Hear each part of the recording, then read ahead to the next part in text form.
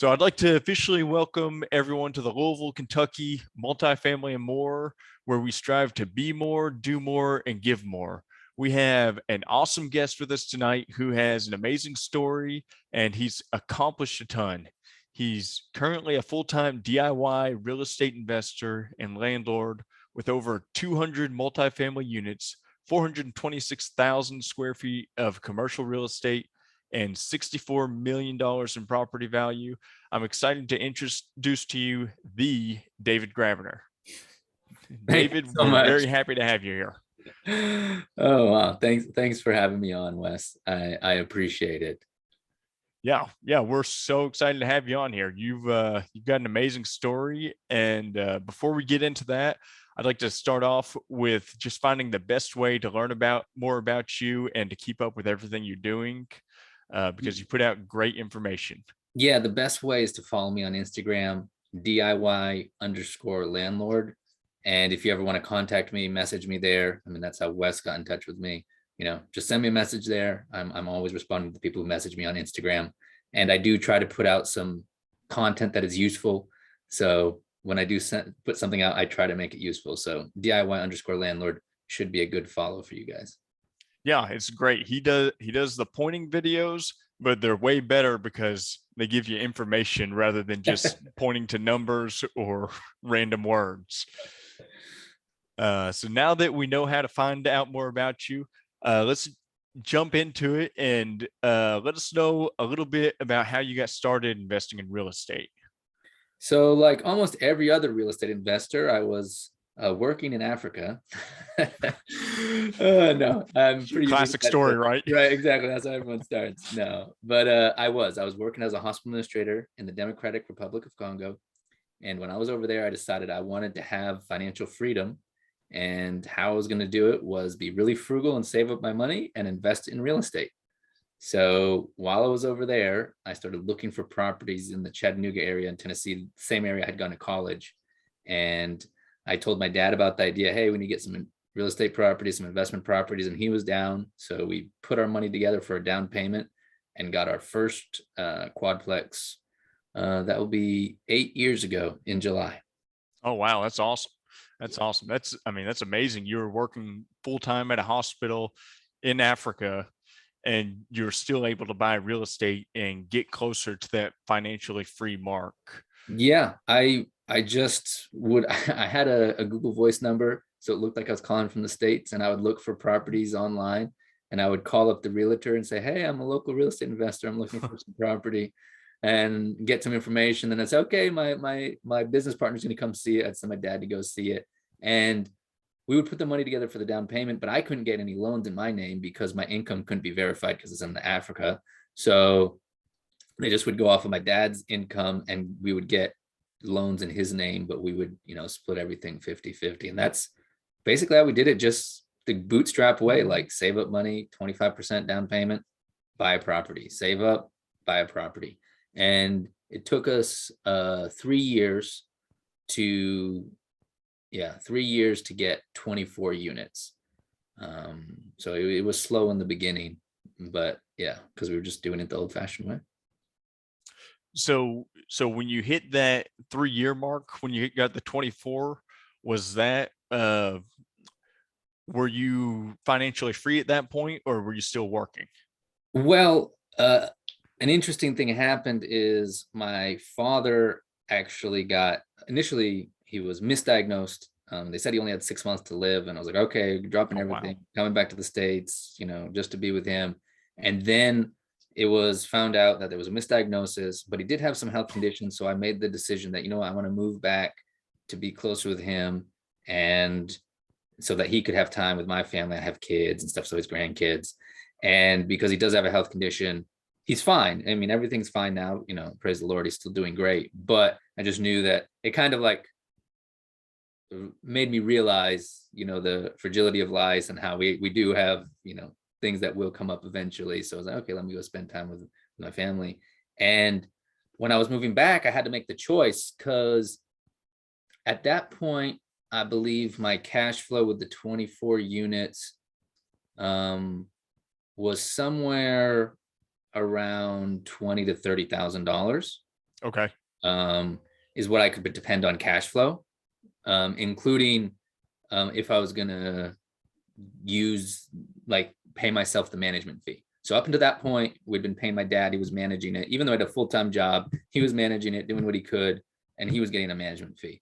So then, when the decision for me to come back, I was like, okay, I have like $20,000-$30,000, including my management fee, with my units, and you know that I had been living on $24,000, so I was used to living on Oh, little. wow. So yeah, in a family of four, so I was very Yeah. frugal with my money back then. So it was kind of like, okay, that would be kind of tight, but then I got an opportunity to manage 115 units for another company, well, another nonprofit, and they weren't going to pay me very much. They only paid me like $20,000 a year to manage 115 units. So it wasn't very much, but it was a great experience, and um I got the ability to have more, like, I kind of looked bigger than I was because I was able to manage it like it was my own. When I went to meetups, when I went to talk to people, oh yeah, like I have these many of my units, but I manage, over 100 units. It was already kind of like when I went to talk to realtors, it was Right. already like a, It's like that yeah, built-in credibility. exactly. Whether I deserved it or not, but I mean, I was managing them. I did jump in and I started fixing them, and there was a lot of learning that went on doing that. So that gave me a lot of experience too. But it enabled me to be in real estate full time, and that's when it really started to take off. When I moved back and started being real estate full time, and then it's like just really started to take off. Okay. Yeah. So whenever you took over the 115 units for the nonprofit, did they already have someone who was doing the management? Yes, Did you they take over any of their systems, or did you have to build it all out yourself just from your 24? is so they did have a property management system called Buildium, which I ended up adapting to my units because we had just been using Excel spreadsheets. So I Oh, did okay. take their property management software, and they did have some things that I was able to take, but they weren't being managed optimally. So there wasn't a lot of good stuff that I was going to take from there. I mean, there was a lot of things that I had to fix, like a lot of vacancies. When I came, I think they had, like, I was 115. They had 12 or 15 vacant units that Yeah. they weren't getting turned on time. Yeah. Yeah. So I know your dad had the health condition. Was he able to help you with managing the 115, or was it just? Oh, no. He did not. No, he was busy doing his own thing. He was not helping me manage it. It was squarely on my shoulders. And it was supposed to be, when I first came over, I was gonna supposed to work with the person who was managing it, but it became clear pretty quickly that the person who was managing it wasn't really happy with that situation. So they kind of just said, okay, well, you can leave, and then David's going to manage it. Yeah. Cool. Cool. Yeah. Jumped right into the fire, didn't you? Yeah, I Yeah. did. So you were completely out of the hospital. You weren't working the hospital at all once you took over the 115. You came back for your dad and Yes. Well, never went yes. back. I was still actually, I went back a year later and did help some with the hospital just to button up their finances and everything like that. But that was just for like a 3-week period. But Okay. yeah, pretty much I was done. I wasn't getting paid from them or anything like that. I was done Right. after I moved out. Cool. Cool. So what do you think when you were building out your systems for that for managing that many units, going from the 24 to the 115 as a one-man show essentially? What do you think like the most essential part of it was? Yeah. So I mean, there was a lot of things, but I Yeah. focused on reducing vacancy Okay. and therefore reducing expenses. I didn't focus on trying to make it generate as much income as possible, because Right. that's a different focus. I still raise rents, and when people moved out, I tried to keep up with market rents and everything like that.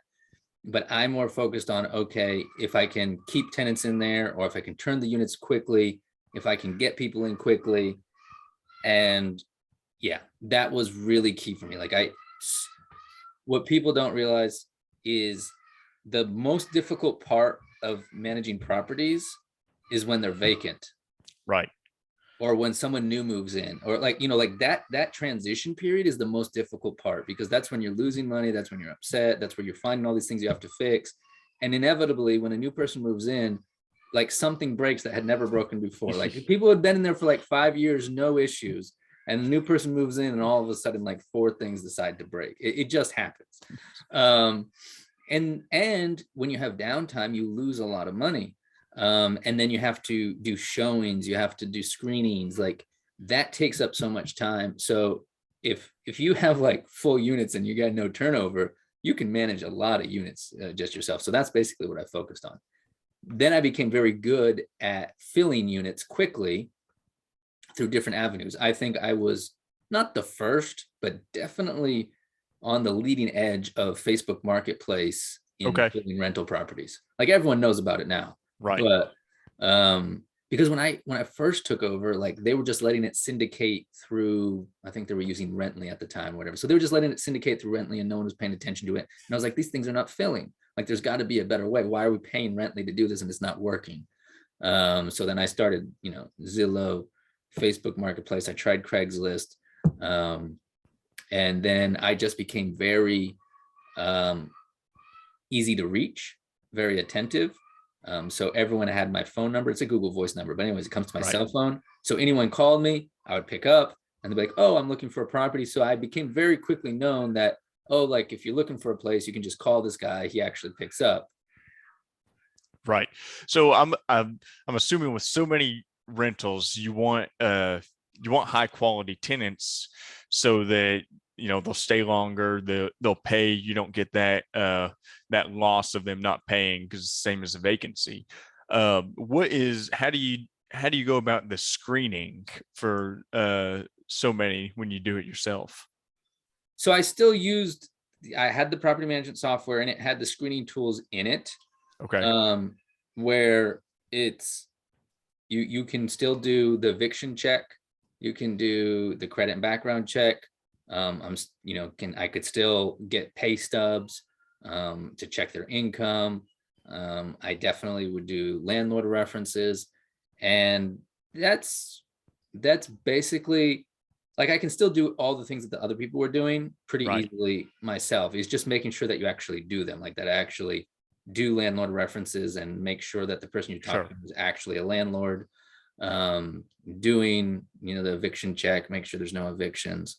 And that's pretty much, like, from what I've realized in this is if you can find someone who was a good tenant before and the amount of rent they were paying is similar to what they're going to pay in your place, most likely they're going to be a good tenant in your place.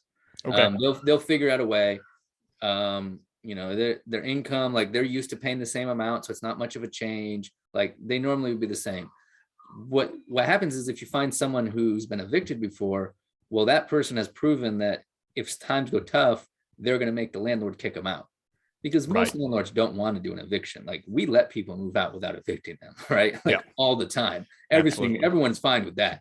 So if you really took it to the place, now there's some jerk landlords out there who misuse it, but most likely if you took it to the place where you got evicted, then you just were playing the system to just stay in the place a little bit longer. And that's the type of person you are. And if you might be a good tenant for 2-3 years, but if hard times come again, that's what you're going to do again.